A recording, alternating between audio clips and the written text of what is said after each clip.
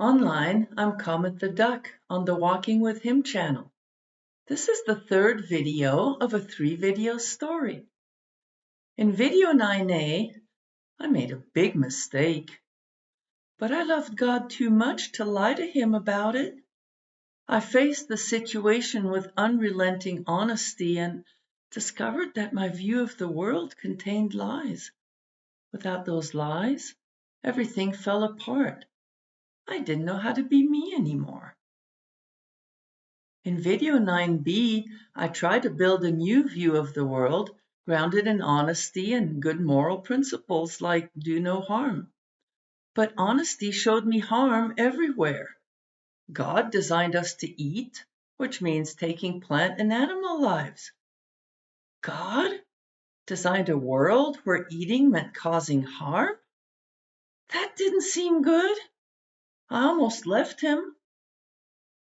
But I didn't. I hoped that somewhere there was a definition of good that might make sense of the harm that I saw.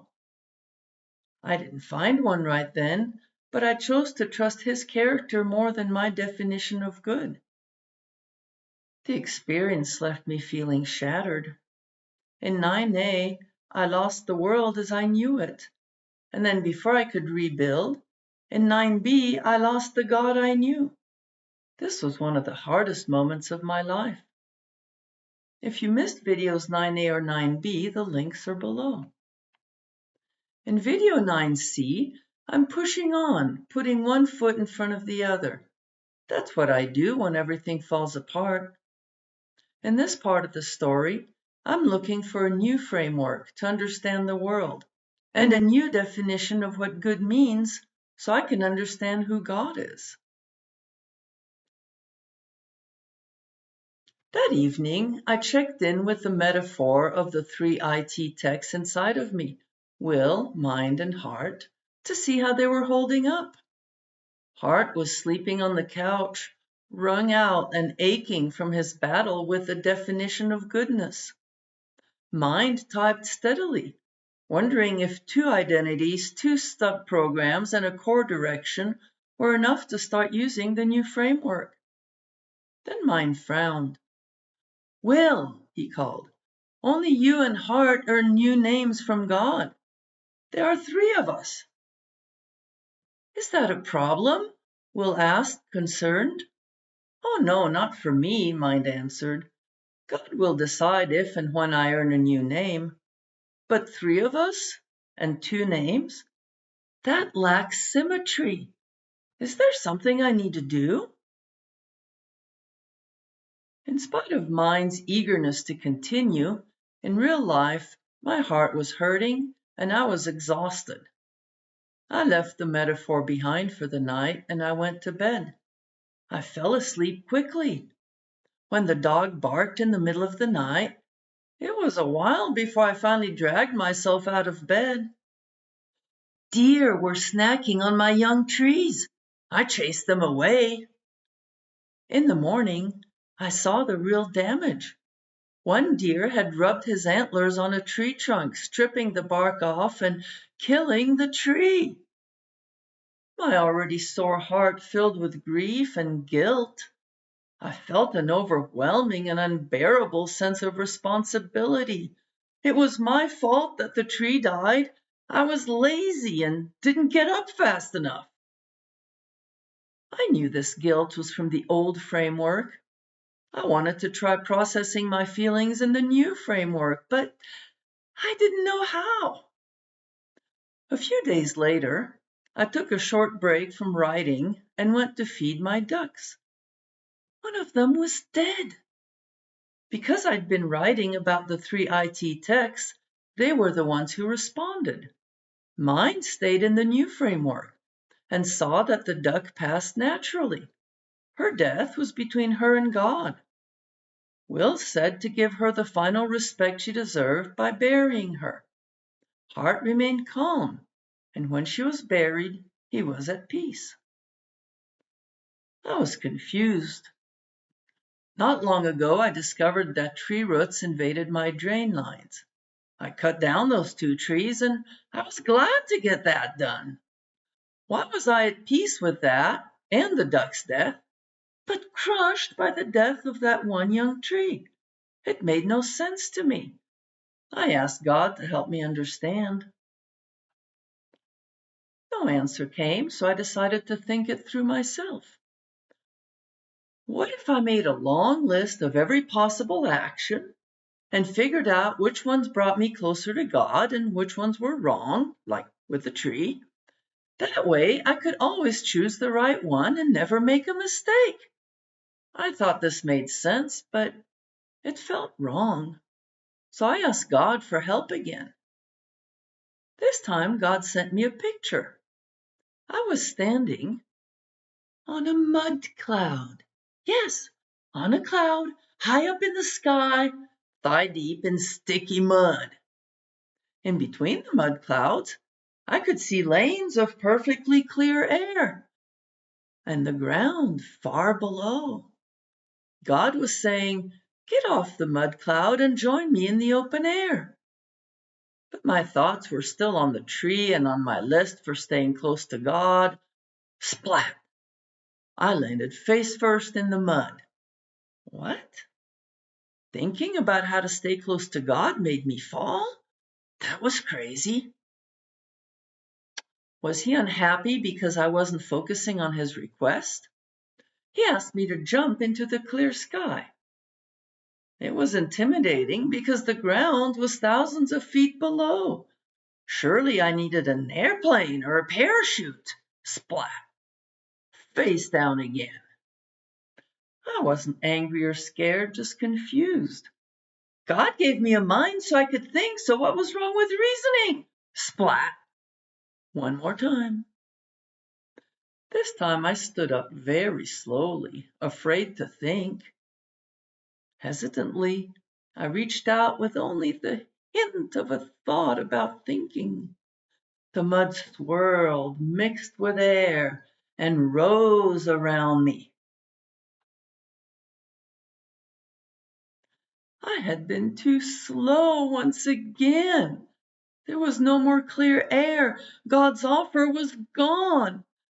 I felt like crying. This was even worse than the loss of the tree. And then somehow I made a different decision. I became the IT tech mind. Mind trusted that surely, if he jumped at that very moment, even if it looked too late, God could make up the difference. There wasn't time for mind to consult with heart and will, but he knew they'd agree with his choice to follow God.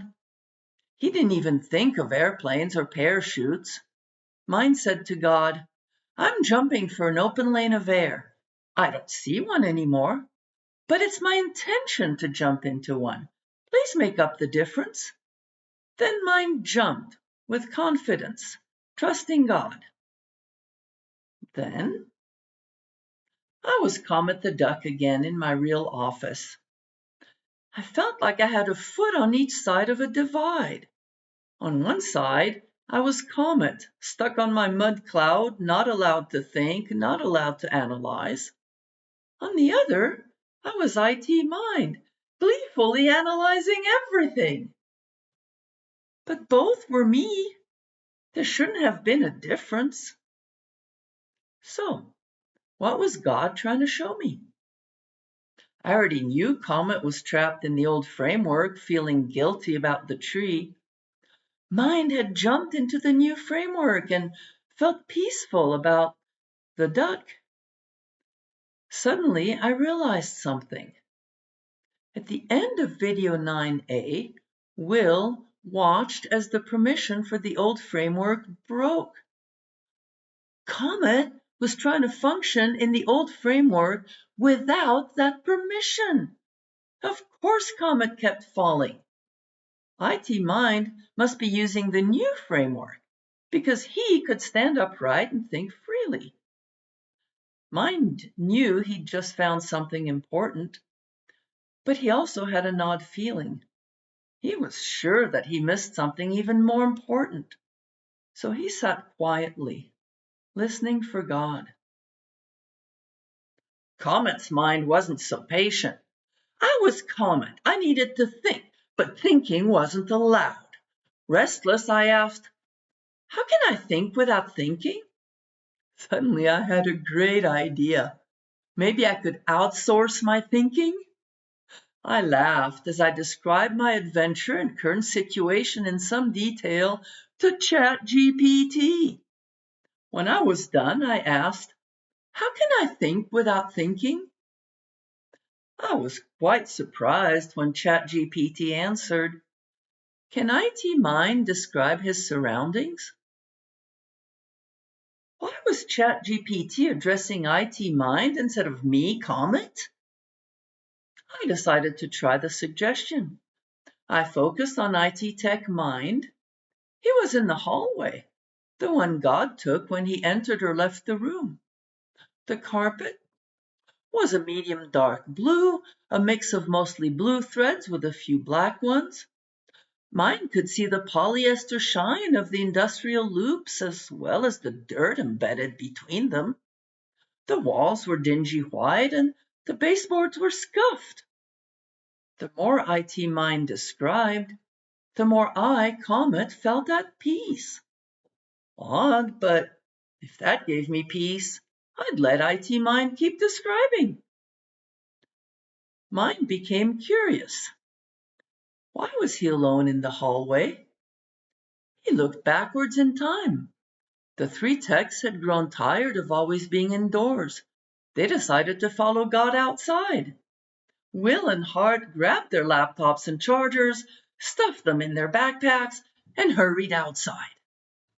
Mind wasn't as quick. He wanted to pack a few extra gadgets just in case. When he finally looked up from his packing, he was alone. He felt terribly lonely, like an abandoned child. In fact, he suddenly was a small child. And it wasn't right for such a small child to be left behind like that. It was so sad. He looked around. There on the wall next to him, there was a fire alarm. Mind hesitated, but then he remembered this was a story. So he wasn't afraid of consequences when he pulled the fire alarm. The noise brought Hart and Will running back. When they arrived, Mind felt so comforted that he grew back into an adult. He wanted to go outside, but something held him back. He knew what that meant. God wanted him to figure something out before he went down the hall. So Mind decided to listen for God some more. As Comet, I noticed how important it was for the IT techs to be together and to support each other. Then a memory surfaced from many years before. As a young adult, I had a horse. Instead of control, I created a partnership. I was able to ride her without reins and without a bridle. Years later, I was writing a paper about songs. Instead of just doing research, I formed a partnership with the songs, and they shared with me insights about their structure. Yeah, that made no sense. Songs aren't even alive. But it worked, and the paper got written and approved. These memories hinted at something relational. Back in the metaphor, IT Mind looked at Will and Hart next to him. How small he'd felt when they weren't there. Was the new framework relational? What kind of relational? Calling it relational felt true, but incomplete. Holding that new insight, IT Mind was able to walk down the hall, closely followed by Hart and Will. But right at the door, Mind felt stopped again. Exasperated, he cried out, God, why can't I just walk with you like I used to? I'm getting burned out with all these stops and struggles. But he sat down to think some more. Something was nagging at him.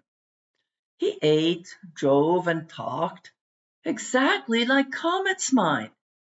If he and Comet were in two different frameworks, were the programs they contained identical? Then it hit him. He'd been wrong. The difference between the frameworks wasn't different programs. There was something else that made the difference. Something nearly invisible, yet huge. It was about how the programs and subprograms were glued together. For a moment, he studied the thought of this nearly invisible glue. It wasn't really glue, it was a pattern.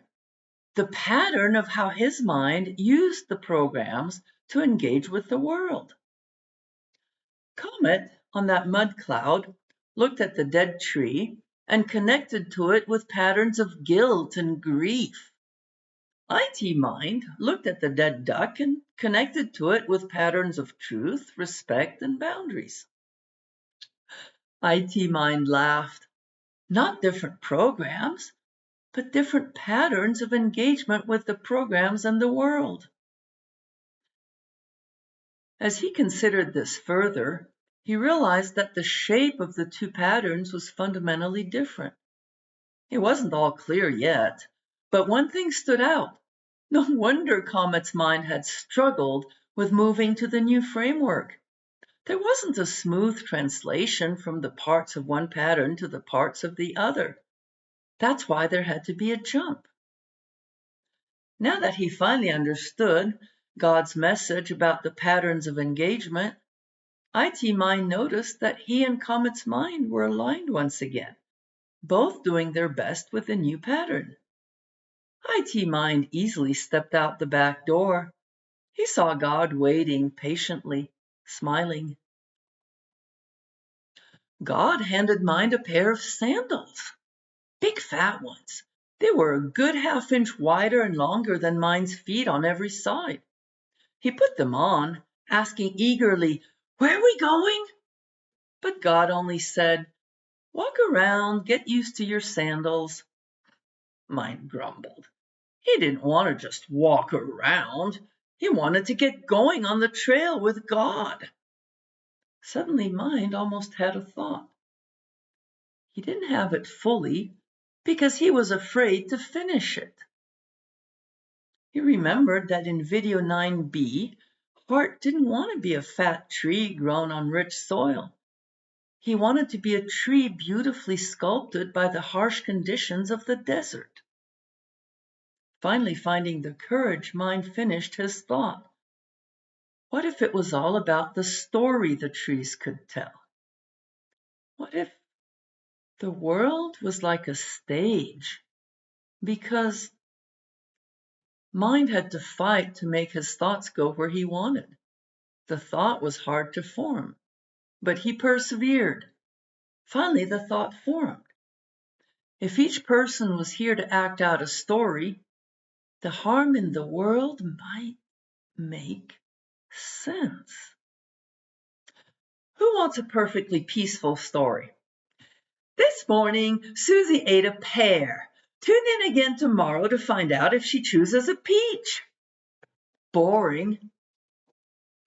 When harm is possible and mistakes are present, a director can develop depth of character in his actors. The stories they tell have real meaning. This morning, Eve chose to eat the forbidden fruit. That decision contained harm, but it was the start of an amazing story that continues to this day. Life was a story? The framework was a narrative framework? It seemed so strange at first, but it explained so much about so many things. It astonished me that a single word could feel like it was rebuilding everything I'd lost. It changed everything I understood about myself, God, and the world around me. In the old framework, good meant doing no harm. Perfection was the goal. Sitting still was the safest. In the new framework, good meant engaging in the story. The world isn't perfect, But what a background it forms! It's dangerous, but alive. And what stories we can tell there with God at our side. Suddenly Mind felt a new feeling. He wanted to jump in and engage even more than before. Mistakes were no longer something to fear. What story would the three IT techs tell next? Excited, he turned to Hart. But then his smile faded. Hart was still hurting badly. Hart looked down. 60 years of following the wrong framework. I wasted 60 years of my life. God's voice interrupted gently. Would I really have let you waste it? Will stood in the truth of what God said. Hart was crying, but I used the wrong definition of goodness. I spent 60 years avoiding harm. Mind said softly, would it have been right to go around causing harm? You created a story with God each of those years. Hart realized that he had done his best to follow God's voice. That made a good story, even if there were mistakes. The weight of his pain lifted, and he felt healing start. At this point, the story appeared finished, but it didn't feel done. My eyes followed a trail below my window. It ended at the road, next to a sign that said, "Wear the armor of God." And at that thought, an insight came. Video 9A, facing the truth relentlessly. The belt of truth. When I made the mistake, every part of me faced the truth. Heart first, out of love for God, then will, and mind too. But it was Will who honored being truthful with God enough to give up the old framework. The belt was his. It wasn't easy to wear. It came with costs. First, it crashed the old worth-based framework in Video 9A. Then it destroyed Heart's view of God in Video 9B. And finally, it tripped Comet on the mud cloud in Video 9C. Still, there was great strength in the truth. If 9A was Will's belt of truth, what was 9B? Hart fought an epic battle when his view of God fell apart. He stood in the wreckage, and still he didn't walk away. Surely, with that, Hart earned the shield of faith. That too wasn't easy to wear. It didn't protect Hart from pain and hurt, but it protected the connection between Hart and God, and that was invaluable. Video 9C.